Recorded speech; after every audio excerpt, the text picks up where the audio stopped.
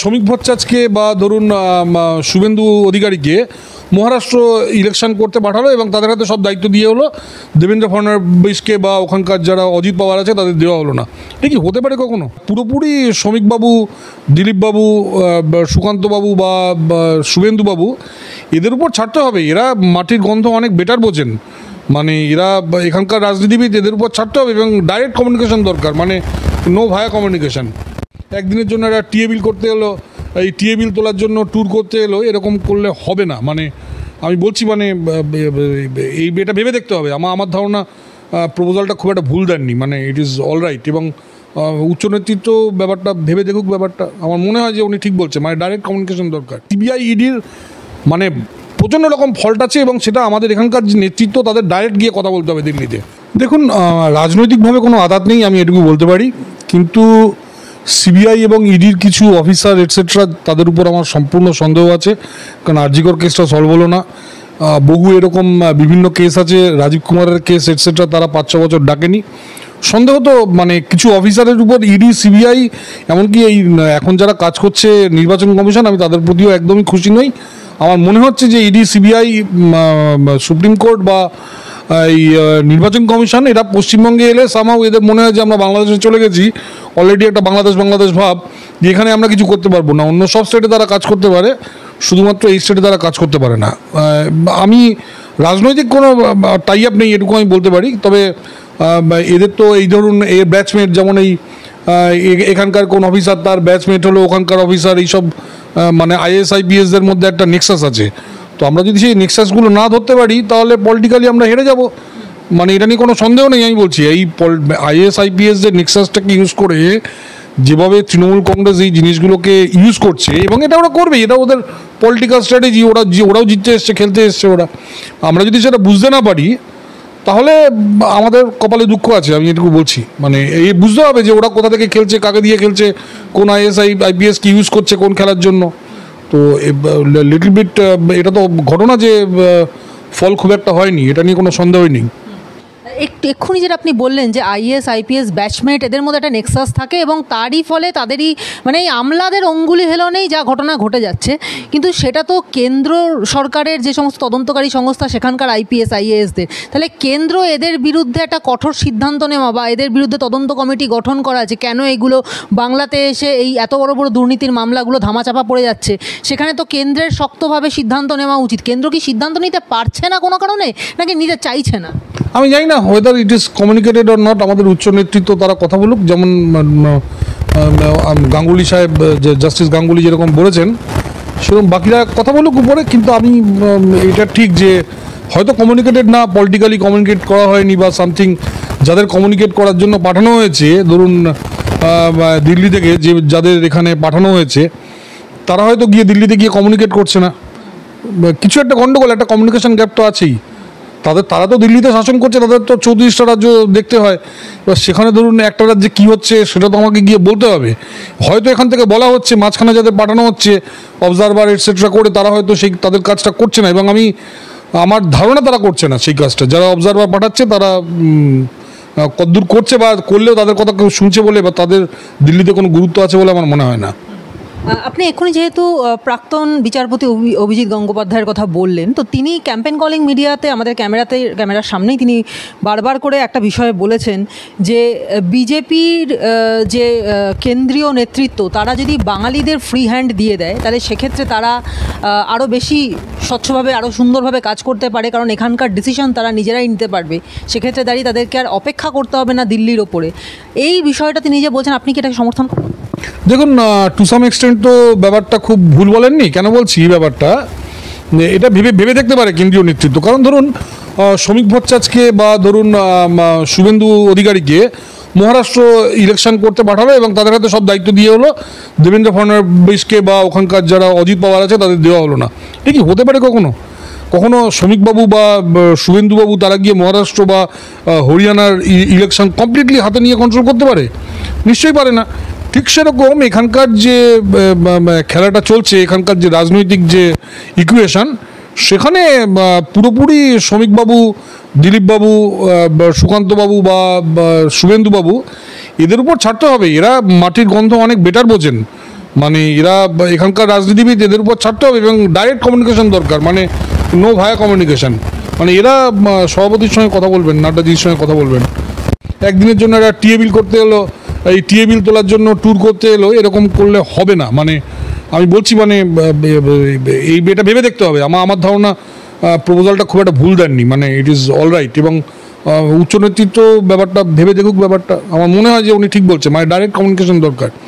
There should be no মানে mediator or something. তাহলে সাধারণ বাঙালিদের কাছ থেকে আমরা জিজ্ঞাসা করেছিলাম, যারা আমাদের ভোটার তাদের কাছে আমরা জিজ্ঞাসা করেছিলাম যে বিজেপির কতদূর সম্ভাবনা আছে জিতবার মতো। সেক্ষেত্রে তাদের কাছ থেকে একটা বিষয় খুব ক্লিয়ারলি আমরা বুঝতে পেরেছি, তাদের বক্তব্য যে বিজেপি বাংলার পালস বোঝে না, বিজেপি অবাঙালিদের দল, সেই জন্য তাদের পক্ষে মানে এখানে খুব একটা জেতা সম্ভব না, এটা তারা বলছেন।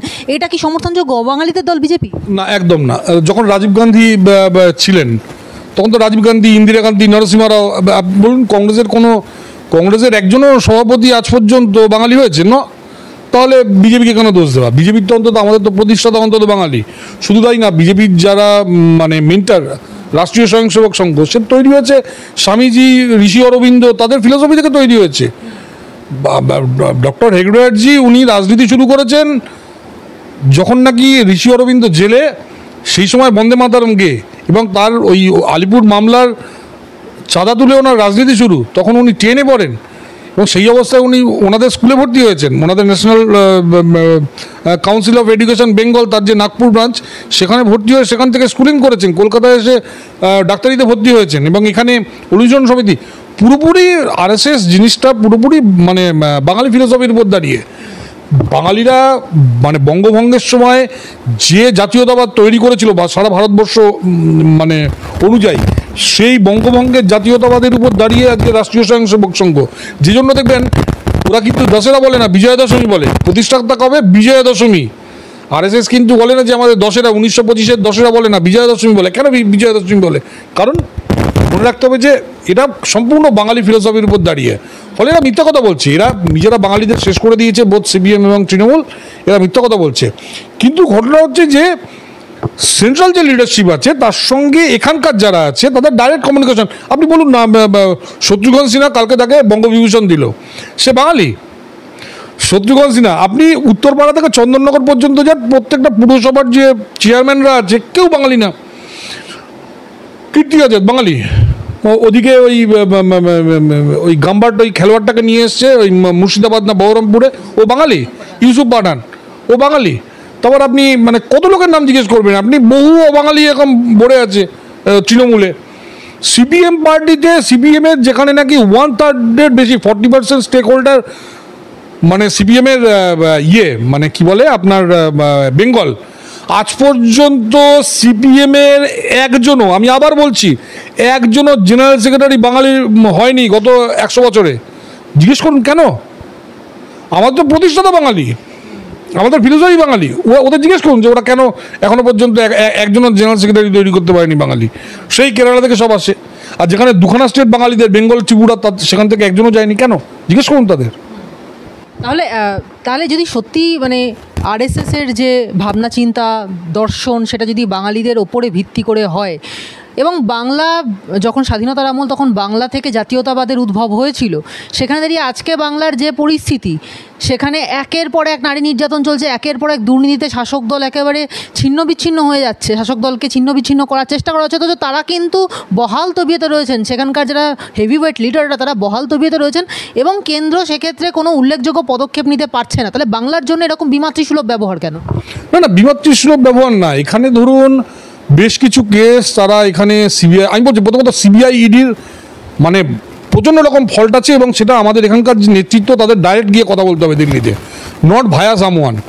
আমি আবার বলছি, নট ভায়া সামওয়ান, যে ভায়া এখানে পর্যবেক্ষক এসছে তার থ্রুতে বলা না, ডাইরেক্ট গিয়ে ব্যাপারটা বলতে হবে, এবং তাদেরও ব্যাপারটা সিরিয়াসলি নিতে হবে। কারণ আমি বলছি, বেঙ্গল যদি আজ মরে যায়, বেঙ্গল যদি কাশ্মীর হয়ে যায়, পুরো নর্থ ইন্ডিয়া এবং নর্থ ইস্ট ইন্ডিয়া কিচ্ছু করতে পারবে না। আপনি দেখুন গত 20 বছর সুশাসন দিয়েছেন নীতিশ কুমার। এটা হার্ভার্ড বা MIT তাদের যে ম্যানেজমেন্ট বা ইকোনমিক্স ডিপার্টমেন্ট, তারা এটা নিয়ে গবেষণা করতে পারে। সেটা হলো সুশাসন দিয়েছে, জিডিপি গ্রোথ রেট তারা 13% নিয়ে গেছে, তারা ইনফ্রাস্ট্রাকচার তৈরি করেছে বিহার, তারপরও বিহারে একটাও ইন্ডাস্ট্রি আসেনি। কেন? কারণ বেঙ্গল হ্যাজ বিন র্যাডিক্যালাইজড। বেঙ্গল আজকে জিহাদিদের দখলে, বেঙ্গল আজকে অতিবামেদের দখলে, যে জন্য বেঙ্গলে একটা ফ্রেট করিডোর হচ্ছে না, বেঙ্গলে একটা রোড হচ্ছে না, বেঙ্গলে একটা এয়ারপোর্ট হচ্ছে না, বেঙ্গলে একটা পোর্ট হচ্ছে না। আর যেহেতু হচ্ছে না, সেহেতু ইন্ডাস্ট্রি কেউ যদি বিহারে ইনভেস্ট করে, সে বিহারের মালটা বেচবে কোথা থেকে? সে ইন্টারন্যাশনালি, সে বিহারের একটা কারখানা যদি হয়, সে তার প্রোডাক্টটা কোথা থেকে বিক্রি করবে? বিক্রি করার জায়গা নেই। সেজন্য গত 20 বছর সুশাসন দেওয়ার পরেও বিহারে কিন্তু কোনো ইন্ডাস্ট্রি আসেনি।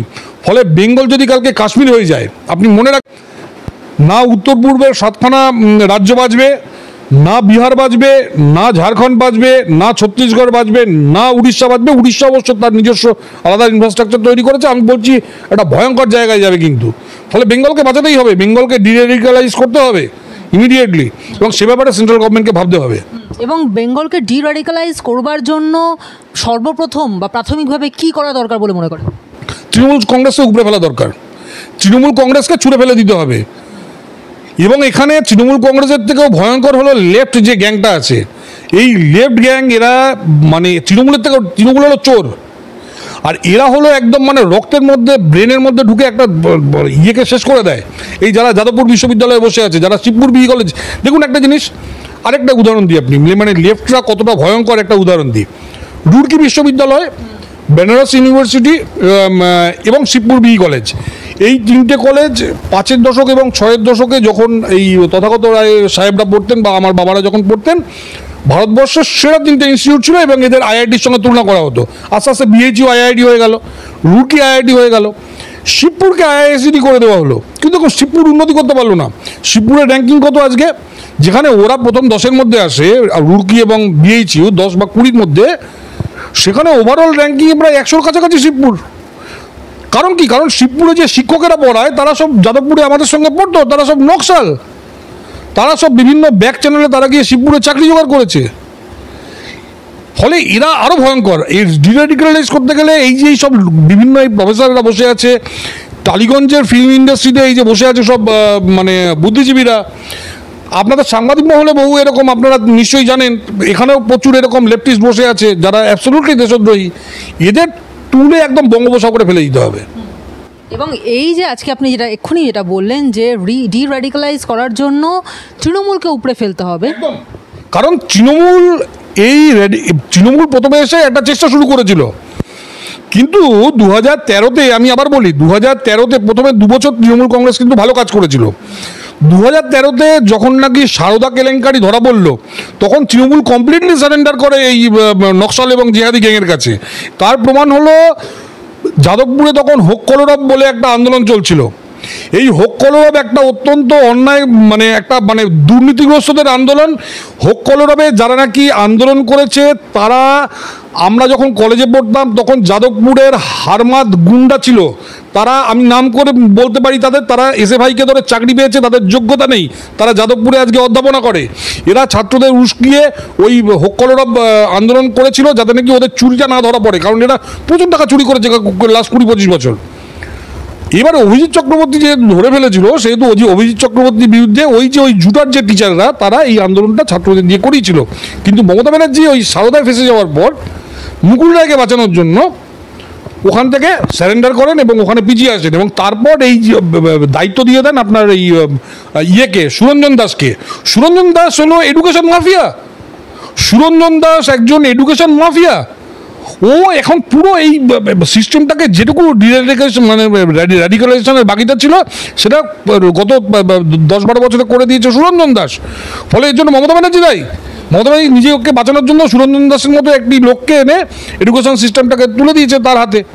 পার্থ ব্রাত্যটাত্য, এরা তো অশিক্ষিত লোক, এদের কোনো যোগ্যতা নেই, এরা কিচ্ছু না।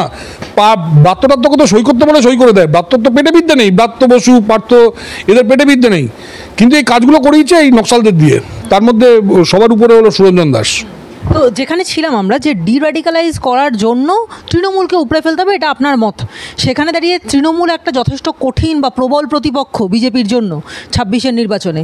সেখানে দাঁড়িয়ে বিজেপিকে নিজেদের কর্মীদের হাত শক্ত করার জন্য বা নিজেদের দলকে আরও বেশি উপযুক্ত তৈরি করার জন্য, লড়াইয়ের উপযুক্ত তৈরি করার জন্য কি কি তাদের নীতি নির্ধারণ করতে হবে বলে আপনি মনে করেন? দেখুন, নীতি অলরেডি এক্সিস্ট করছে। আমরা দেখেছেন আমরা আসামে কীভাবে একটা চেঞ্জ এনেছি, আমরা উড়িষ্যাতে কীভাবে চেঞ্জ, উড়িষ্যাতে আমাদের আগের চিফ মিনিস্টার, উনি আমাদের বিরোধী হলেও আমরা তার প্রশংসা করি, উনিও ভালো ছিলেন। মধ্যপ্রদেশে দেখুন কীভাবে, মধ্যপ্রদেশ উত্তরপ্রদেশে কীভাবে চেঞ্জ আসছে। তো যেসব রাজ্য, যাদের বিমারু রাজ্য বলা হতো, সেই সব রাজ্যে বিজেপি গিয়ে কীভাবে এডুকেশন, ইন্ডাস্ট্রি, হেলথ প্রত্যেকটা সেক্টরে চেঞ্জ আনছে। মানুষ জানে যে বিজেপি এনে এটা করতে পারে, কিন্তু সমস্যা হলো ওই ভোটের দিন দুদেলদের নামিয়ে দেওয়া।